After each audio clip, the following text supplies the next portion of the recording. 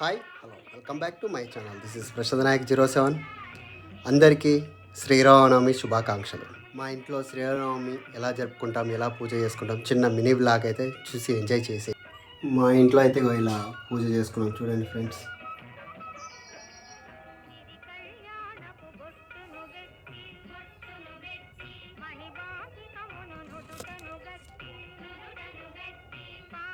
అయోధ్య నుంచి వచ్చిన అక్షింతలు అయితే నా మీద వేసింది మా అమ్మ అయితే.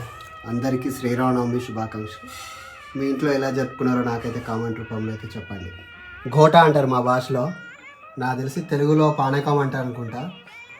అది కరెక్టో కాదో అయితే నాకు కామెంట్ రూపంలో అయితే చెప్పండి. పులిహోరా, ఇదిగోండి కాజు పల్లీలు. ఘోటా అంటారు మా భాషలో, తెలుగులో పానకం అంటే సేమ్యా పాయసం. బాబా